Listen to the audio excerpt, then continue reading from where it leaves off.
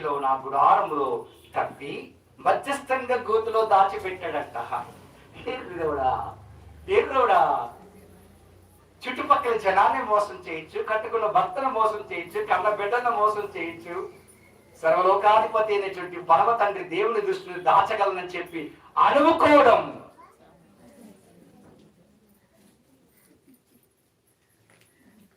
నీ అజ్ఞానం, నీ అమాయకత్వం.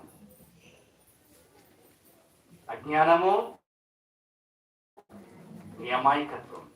ఆ మాట ఎలా ఉంటుందంటే, నేను చాలాసార్లు చెప్పాను. ఇప్పుడు నేను ఇక్కడ నిలబడి ఎవరన్నా నన్ను అడిగితే, ఇగో ఇక్కడి నుంచి ఇక్కడ దాకా ఇదంతా నాదే అన్నాననుకో, ఎవరు నవ్వుతారంట? అచ్చచ్చ దేవుడు నవ్వుతాడు. దేవుడు నవ్వడంట. నా మాట వినదు.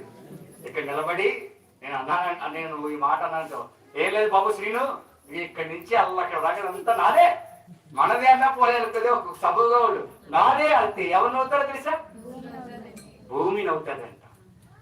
దేవుడు మాట పక్కన పెట్టండి, ఏమంటుంది? భూమి నవ్వుతాదంట. ఎందుకు నవ్వుతుందో తెలుసా?